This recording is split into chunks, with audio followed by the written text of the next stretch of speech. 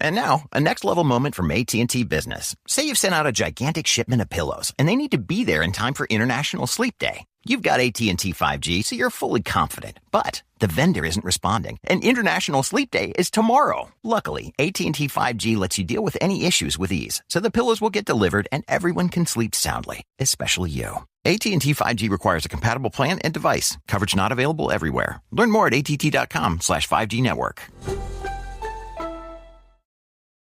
This episode is brought to you by Capital One. Capital One's tech team isn't just talking about multi-agentic AI, they already deployed one. It's called Chat Concierge, and it's simplifying car shopping. Using self-reflection and layered reasoning with live API checks, it doesn't just help buyers find a car they love. It helps schedule a test drive, get pre-approved for financing, and estimate trade-in value. Advanced, intuitive, and deployed. That's how they stack. That's technology at Capital One.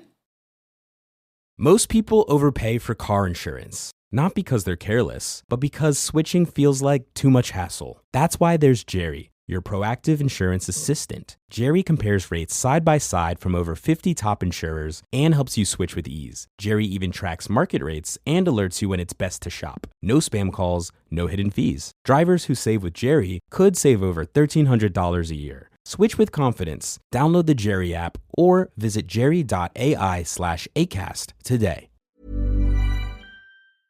Picture this.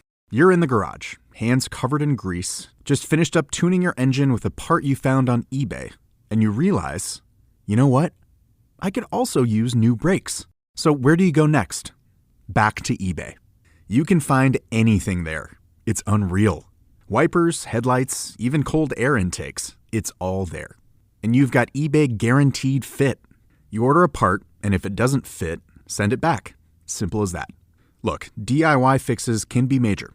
Doesn't matter if it's just maintenance or a major mod. You got it, especially when things are guaranteed to fit.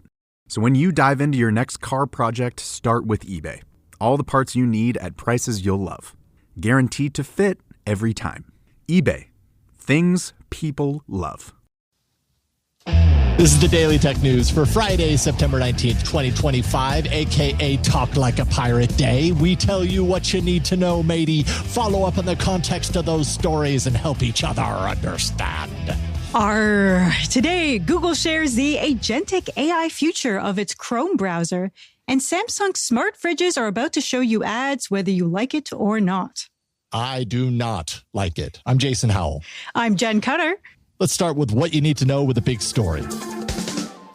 Google is rolling out a major update to Chrome in the coming weeks that will bring the browser closer to what some competitors like Perplexity, OpenAI, they've got it, have been doing with their own AI-driven browser experiences. And as I describe this, some of you might say, oh, I think I already have that. And that's true, because if you are a paid AI Pro or AI Ultra subscriber, then you've probably seen the integration of that little Gemini star into the top right corner of the Chrome browser for a little while, I think a few months at this point. Well, the news here is that Google is now rolling that button out for all desktop users of Chrome here in the US anyways. Not sure about Canada, Jen, hopefully soon. Maybe that's part of this, but I didn't see it. This enables users to fire off queries related to the contents of individual tabs. So you can do the standard things like summarizations, Q&A if you want to ask questions about what you're looking at, deeper integrations with Google's apps like Calendar, YouTube, that sort of stuff. And it also works with multiple open tabs at once. So you can kind of still keep working inside of the tab that you currently have open, but still reference some of the others that might be off on the side. Some other features coming. AI mode will now be integrated into the browser, so users can ask about this page straight from the Omni bar, and you'll get AI mode results that actually appear in their own side panel that kind of slides out. If you're on iOS, users will soon see Gemini integrations appearing inside the Chrome app there as well. If you're on Android, you already have Gemini kind of integrated into the OS. And so this is kind of how they're getting it into the iOS experience on a deeper level. And then, well, let's start there. And then we can talk a little bit about the agentic news of this. Is this something that you've used at all, Jen? Because I know this button's been there for a while. Like I said, I am a paid user of Gemini. And so I've seen it there and I've used it off and on, but I'm curious to hear your thoughts on whether you'd even want to use something like that. I have not seen it. Like when I open Gmail on the web, it will remind me. It's like, hey, look at this button. You can click this button. We can do stuff with your email. But inside I haven't, Gmail, yeah. Yeah.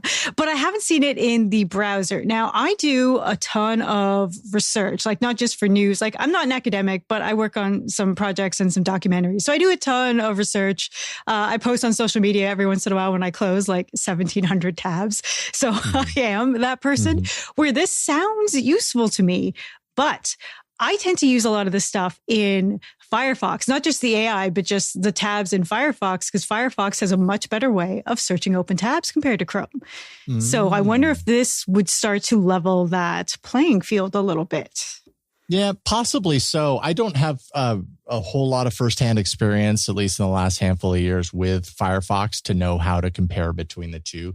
I mean, I think my experience with that little Gemini button inside of Chrome is that as with everything AI, there is no certainty around what you're actually going to get, right? Like exactly. Sometimes you turn to it and it gives you exactly what you're looking for. And you're like, oh, that was incredibly handy. And it was integrated into the browser. Wow. Look at me saving 0.5 seconds in my life. And then other times you do it and you spend more time negotiating with it, reframing how you ask the question or whatever, ultimately to maybe eventually get the answer that you're looking for, but it took you like 3 times as long to get there. And so there's a little bit, as with anything generative AI and AI analysis and all that, you get what you get half the time, maybe 3/4 of the time. And the other quarter ends up making you feel like you paid the price for it. Yeah. Like when I get a weird message from family or hockey teams, I'll just send them a text being like, hey, so is this what you meant? Or did autocomplete fix this for you? And then they'll be back. It's like, oh yeah, that date doesn't exist. Let me send another message to the group. I'm like, okay, good. Let's show up on the right day. Yeah. There can be a little bit of a tell at this point when AI is getting involved. And as users of these tools, sometimes it's easy to just like get the thing and be like, oh, well, it's good enough. And you put it out there and you don't find out until later that, oh, it was not in fact good enough. And now somebody knows. Anyways, there are other features like I alluded to. Some of the bigger changes will be coming later this year. And this is part of the reason why I wanted to kind of flag this for a big story discussion here, because Chrome, I have felt, has been kind of, as Google has done with AI in general the last handful of years, kind of lagging behind what some of the upstarts are doing, right? Perplexity has its comment browser. OpenAI has its, I'm suddenly blanking on the name of it, but they have their own agentic browser. Anthropic has their agentic plugin or extension rather for Chrome Operator. That's OpenAI's.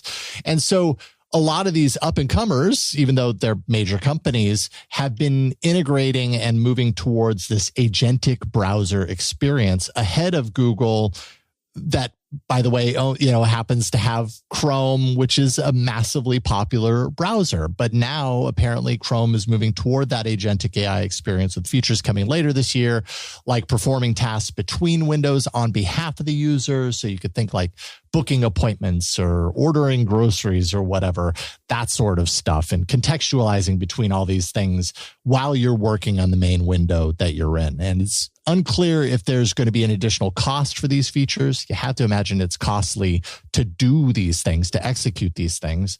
But yeah, I think it makes sense that Chrome would eventually get there. I'm happy to see that Google's finally announcing that. Yeah, like my gut reaction is, I don't know if I would trust it to do these sort of things. But I thought of a different angle like 5 minutes ago. And it was, this could be really helpful for those of us with some level of executive dysfunction, because I saw in the animated feature that they had as the example for the groceries, it's like, hey, bring this stuff to a party. And then you ask Gemini to, hey, make this a grocery list. And it made this a list. It went to Instacart. It searched everything individually. It put it all in the cart, but it didn't press go, which was the part that I was really afraid of. So it did that first bit for you, which starting is the hardest thing with executive dysfunction. And then going back to fix it, for some reason, for my brain as well, it's just much easier to go back and fix, like, oh no, I want this mushrooms, not that mushrooms. And then press go. And like, that does save time. That does save brain power. That does save frustration in your day. And I was like, okay, I can kind of finally see where this has an actual use case. Yeah, that's a really great point. I hadn't really considered that because I would look at my own kind of behavior in professional life and whatever. And I certainly suffer from that too, where sometimes just getting started with a thing is a mountain for me. It's a mountainous, Herculean you build it up so big. And then it takes you 5 minutes, and then you spend the rest of the day mad that you didn't do it earlier. Yeah, totally. But that getting started piece is always the real challenge for me. Not from a motivation standpoint, but just from an overwhelm standpoint. It's like, I know where I want this to be, but really kind of kicking this off and going from blank slate to something that I can then kind of mold together like a piece of clay. And honestly, when I look at the way that I use AI tools, that's largely how I end up using them. I don't use them as the solution beginning to end to the thing I'm doing, but rather a great starting point. Here's a rough draft, or here's a entry-level baseline to begin with that's something better than blank page syndrome, And so that could be really helpful. Yeah. If any of you out there are using it like this, do send us a message, feedback@dailytechnewsshow.com, because I would love to hear it. Yeah. And just real quick before we move on, you mentioned trust. And I think trust is a really important part of this too. And I think it's probably one of the bigger hurdles that agentic AI, as it becomes more mainstreamed, is going to face. And, people are going to have to learn through probably experience, and there will be bumpy roads along the way too, to get them to that learning point. But they're going to have to learn to trust that these things can do their bidding for them, or whatever you want to call it, and that it's not going to make a horrible decision that you end up regretting later because it did it for you. And yeah, I mean, a few days ago on the show, we talked briefly about Google's agent payments protocol, which is kind of along the lines here, Google building this protocol so that people can learn to trust the agents more on how they manage transactions and money and all that kind of stuff. We're going to need a lot more thinking and reassurance around that for people to really buy into the agentic future of AI. DTNS is made possible by you, the listener. Thanks to John Atwood, Pat, Mike Cortez, and our new patron. Welcome to Antoine. Oh, yeah. Welcome, Antoine. Good to have you here. Picture this. You're in the garage, hands covered in grease, just finished up tuning your engine with a part you found on eBay, and you realize, you know what? I could also use new brakes. So where do you go next? Back to eBay. You can find anything there. It's unreal. Wipers, headlights, even cold air intakes. It's all there. And you've got eBay Guaranteed Fit. You order a part, and if it doesn't fit, send it back. Simple as that. Look, DIY fixes can be major. Doesn't matter if it's just maintenance or a major mod. You got it, especially when things are guaranteed to fit. So when you dive into your next car project, start with eBay. All the parts you need at prices you'll love. Guaranteed to fit every time. eBay. Things people love. Banking with Capital One helps you keep more money in your wallet with no fees or minimums on checking accounts and no overdraft fees. Just ask the Capital One bank guy. It's pretty much all he talks about, in a good way. He'd also tell you that this podcast is his favorite podcast, too. Ah, really? Thanks, Capital One bank guy. What's in your wallet? Terms apply. See CapitalOne.com/bank. Capital One N.A. member FDIC. You know what's wild? Most people are still overpaying for car insurance just because it's a pain to switch. That's why there's Jerry. Jerry is the only app that compares rates from over 50 insurers in minutes and helps you switch fast with no spam calls or hidden fees. Drivers who save with Jerry could save over $1,300 a year. Before you renew your car insurance policy, do yourself a favor. Download the Jerry app or head to jerry.ai/ACAST. If your dog could talk, they'd beg for Ollie. The full-body tail wag, the excited little hops, the big, goofy grin. That's the Ollie effect. Ollie delivers clean, fresh nutrition in 5 drool-worthy flavors, even for the pickiest eaters. Made in U.S. kitchens with high-quality, human-grade ingredients, Ollie's food contains no fillers, no preservatives, just real food. Just fill out Ollie's 30-second quiz and they'll create a customized meal plan based on your pup's weight, activity level, and other health info. Dogs deserve the best, and that means fresh, healthy food. Head to ollie.com/healthypup, tell them about your dog, and use code HEALTHYPUP to get 60% off your welcome kit when you subscribe today. Plus, they offer a happiness guarantee on the first box, so if you're not completely satisfied, you'll get your money back. That's OLLIE.com/healthypup and enter code HEALTHYPUP to get 60% off your first box. Did you know adults 60 plus lose more than $60 billion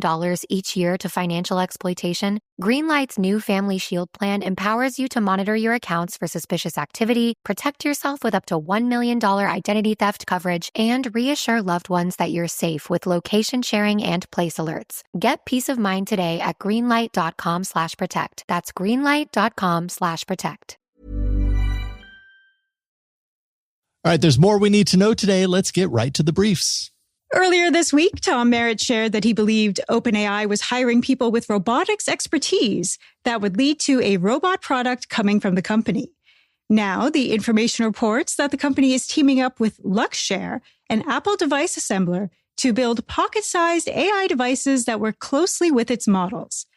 People with direct knowledge of the matter shared that the company was considering glasses, a digital voice recorder, and a wearable pin to be their first products. Tom shared his hot take with us this morning. He thinks this might be a smokescreen after all, and that OpenAI still has what it needs to bring an AI robot to market. Not necessarily humanoid, but a robot nonetheless. I mean, this is just the really big question that we have right now. Having Johnny Ive on the team, you know they're going to create something that's notable, that's noteworthy, obviously coming from a company that has a tremendous amount of mind share and proven experience the last couple of years with OpenAI. So, you know, they're not working on some random throwaway thing, or maybe it ends up being random and throwaway, but I give them a little more credit than just throwing something together. I would agree with Tom. I think they're probably, I would guess, going to try and create something that another company with maybe less resources, less brain power, less creativity, you know, as is offered to them with a relationship with Johnny Ive and team, has the ability to do. And, robotics is a huge part of the future of AI and where it's all leading. I could totally see it. What do you think? I think it would be really funny if they announced a pin and then did and one more thing. And it's like, oh, and this pin controls your new robot. just tap on your shoulder and it brings you a drink. Tap on your pin on your shoulder. Yeah, I would be surprised if they started small here. It's not a company that wants to start small. They want to promise the moon and then maybe make the delivery on that later. Yeah, that's a really good point. I don't see them starting small either, but what does that mean from a time schedule? You know, is this something that we see next year or the year after? And if that's the case, what are the competitors doing? You know, we see a lot of glasses happening right now. Does OpenAI just come out with another pair of glasses? Like, I don't think so. I think they really want to set themselves apart. Like I never thought I'd say glasses is a crowded market, but it kind of feels like it's a crowded market all of a sudden. That didn't take long. Yeah. Mastodon, the nonprofit that's most known for its decentralized social platform, is now offering paid hosting, moderation, and support services for organizations wanting to join the Fediverse. This actually allows Mastodon to kind of broaden out its revenue generating opportunities. Up till now, you know, it's been relying on donations and grants, that sort of stuff as a nonprofit. Well, Mastodon will provide managed servers or support contracts for those with in-house IT teams. So in other words, targeting brands, targeting institutions that may want their own tailored experience inside the Fediverse. Pricing is flexible, and Mastodon says the European Commission and several government organizations are already clients of the new service. So you get that bag, Mastodon. I am a Mastodon supporter. And so I put my account on mastodon.social because I did not want the responsibility for moderation. Like, I can run my own server. I don't want to. I don't want to need to designate a DMCA agent and all that stuff. So if you can give Mastodon money that supports Mastodon and covers all those bases for you, I think that's going to be huge for bringing more people to Mastodon and definitely those organizations too. Because people don't consider like Blue Sky legitimate until like sports teams and all that stuff started showing up on there. So like Mastodon needs that pull as well to not just have the InfoSec people on it. Yeah, totally. It's a really good point. You are a Mastodonian. Is that a word that exists already? I don't know. We can make it a thing. Well, let's see what happens. Well, we just put it out there and let the universe take it. At MetaConnect's 2025 keynote, Mark Zuckerberg encountered 2 awkward demo fails while showing off their new smart glasses. Now, Meta is sharing why those failures happened. In the first instance, the phrase, "Hey Meta, start live AI," activated every pair of Meta Ray-Ban glasses at the event, overwhelming the development server. In other words, a self-inflicted DDoS. The second glitch involved a WhatsApp video call demo where a rare bug put the display to sleep, which prevented Zuckerberg from answering the call on stage. Meta CTO Andrew Bosworth shared that both issues were demo-specific and not product failures. He also shared that fixes to those issues are now in place. And I straight up laughed out loud when I found that was the reason. I was like, right, because they had locked down the environment. So it was only, in there, but then everyone in that environment got hit by that command.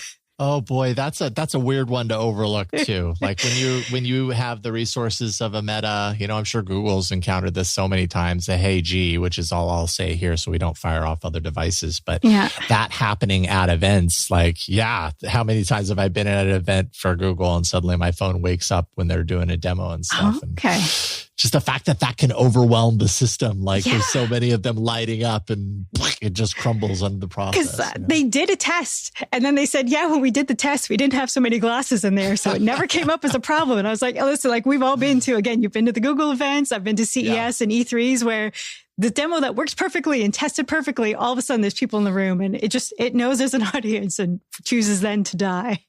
Not to mention, it's so easy to blame the Wi-Fi. That's what we go to usually when, that's what I go to when I'm watching a demo. And I will also say I am one to really sympathize with someone when they're encountering that on stage because man, does it suck when you're up in front of a bunch of people or you're doing a live show or whatever. And you're just dying inside. You're like, oh my God, this didn't go nearly as I planned. It really stinks.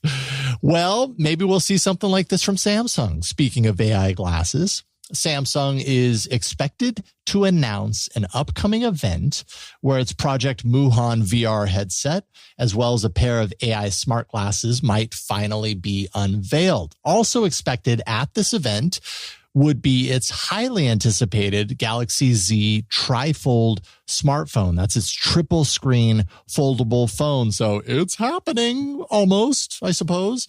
A number of Korean news sites are all reporting that September 29th would be the date of an upcoming Unpacked event, which is 10 days away from now.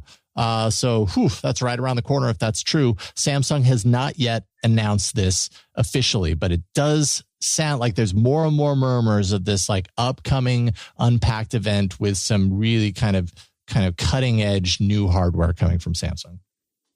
I keep hearing things about a trifold smartphone, and it sounds so Star Trek to me. I've seen pictures. I know that there are other trifolds out there, and I want to say I want one, but it's so weird and it just feels so future that it doesn't apply to my life. But I love seeing these things. I kind of love seeing that these things physically exist and physically work.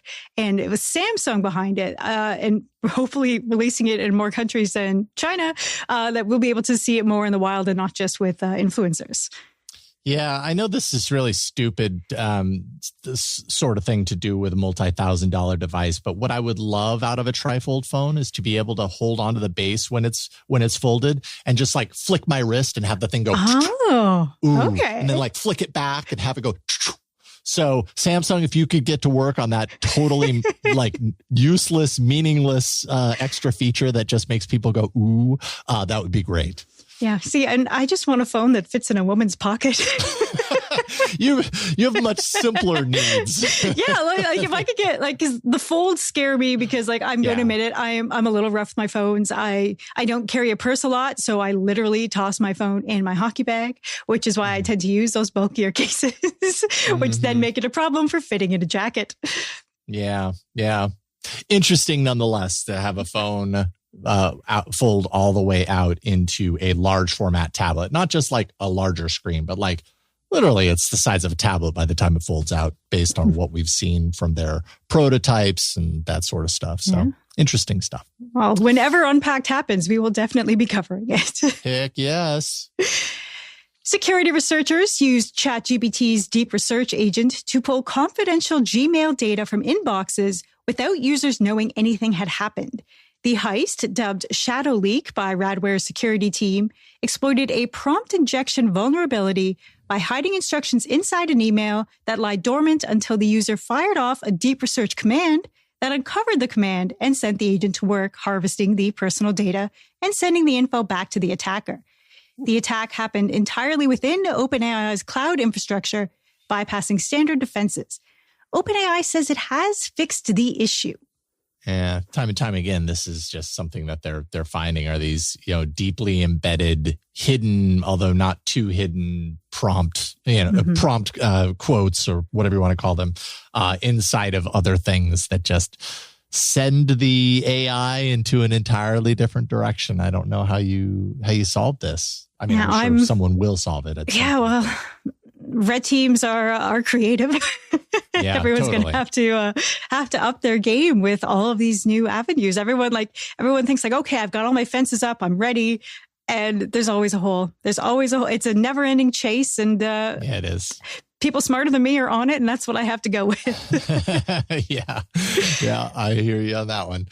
And finally, circling back to Samsung, apparently. Sorry about that. I probably could have grouped them together. That may have made more sense. Anyways, Samsung has begun showing ads on its Family Hub smart fridges in the U.S. through a pilot program that displays commercials on idle cover screens. And these are the larger cover screens. So there's smaller ones that they have on some of their fridges. Those don't necessarily show ads. These are the much larger ones that fit multiple things on a screen at the same time. Owners are able to avoid ads. Oh, yay. By setting the cover screen to display photos or art mode. But doing that reduces the functionality of the smart features. Disconnecting the fridge from the internet can also block ads. Yay. But again, limits key features, things like recipes and the meal planner that might be integrated with the internet. Owners can also remove specific ads for the duration of that specific campaign. So it's tied to a single campaign. If you see an ad, you can be like, I don't want to see this ad anymore. And that ad and that ad alone will go away for the length of that campaign. So say a couple of months and other ads will still continue. So talk about a game of whack-a-mole. There you go. There is no way to opt out entirely. In other words, for now, Samsung has not shared which models exactly will see the ads. Kind of sounds like Samsung's recognizes that people might not be too happy about this, and they're not saying very much about it as a result.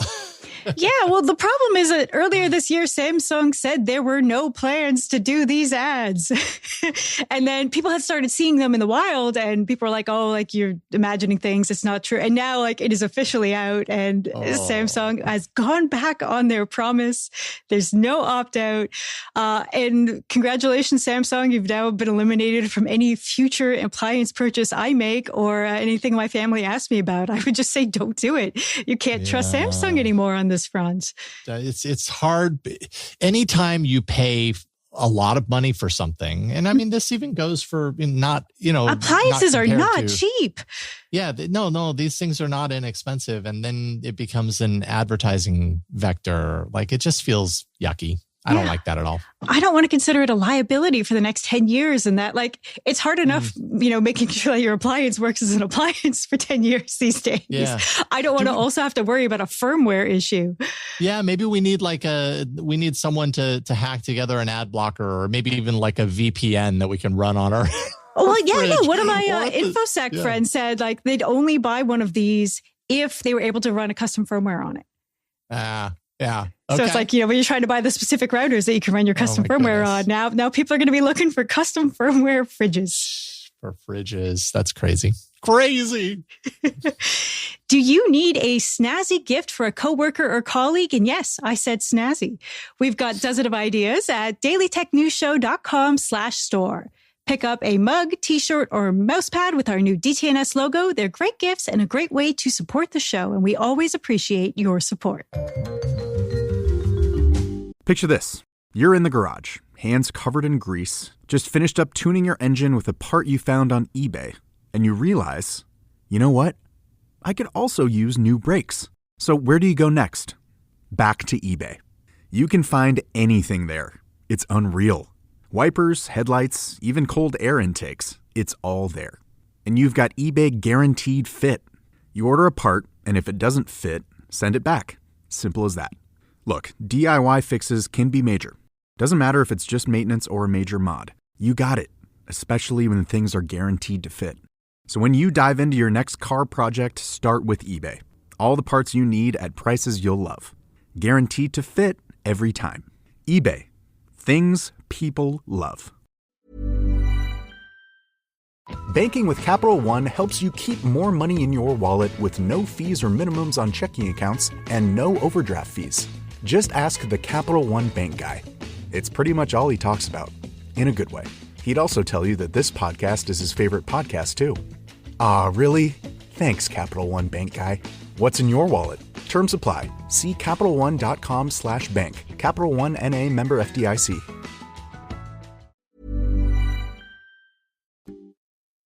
Finally, let's finish up as we usually do with some thoughts from you. This time, Roger has a thought on Meta's new smart glasses with the display. Roger sent us a quick note. Roger writes, really, really need a battery breakthrough. However, the wrist thing, 'tis a game changer. Yeah, I actually played around with one of these, a similar wrist control mechanism by a company called Mudra. I think it was pronounced Mudra at the Consumer Electronics Show last year. And it works in, as far as I can tell, almost the same way. You put it on your wrist, it picks up on the kind of the electrical impulses kind of firing off when you do different things. And I gotta say, in my experience, I'm sure there's differences between this and what between that and what Meta showed off, but it was really impressive. Like the granularity of control. There were, certain parts of the demo that I was like, oh my goodness, like this is actually really cool. It kind of seemed a little bit more accurate than just like a camera that needs to be shining on my hands at all time and might be obscured or whatever the case may be. It was really neat. Okay. I have to ask, are you left or right-handed? I'm right-handed. Okay. I am a lefty and I've had mixed experiences with some of these, but I am hoping that it has come far enough away. Like back in the Nintendo DS days, the game Brain Age, where you would like write numbers and stuff. It did not like the way left-handed people had a stroke order for certain numbers. So that is always in my mind, because also for some tablets that you write on, it did not like the way left-handed people wrote. Yeah. So I'm hoping that becomes a solved problem with these wristbands, because then I'd be a lot more interested. So we'll have to wait and see when more of them are in the wild. We will indeed. I hope they figure that out for you. That is a good point. Well, what are you all thinking about? Are you right or left-handed? We want to know. Maybe you have insight into a story. You can share that with us. Feedback at dailytechnewsshow.com. Big thanks to Roger. Jen, it was a pleasure doing the show with you today. Thanks to everybody who helps contribute to this show and all the shows throughout the week. And thank you for being along for Daily Tech News Show. You can keep us in business by becoming a patron at patreon.com/DTNS. This week's episodes of Daily Tech News Show were created by so many people. Host, producer, writer Tom Merritt. Host, writer Jason Howell. That's me. Co-host Sarah Lane. Co-host Rob Dunwood. Co-host Jen Cutter. Producer Anthony Lemos. Producer Roger Chang. Editor Hammond Chamberlain.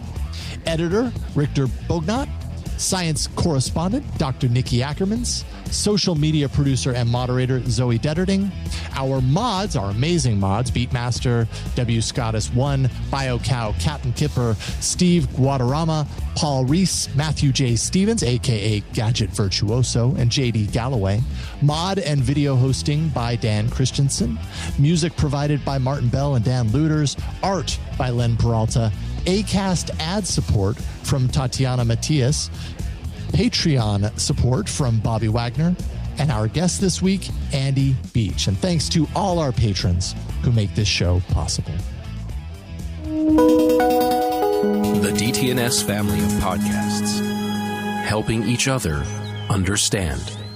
Diamond Club hopes you have enjoyed this program.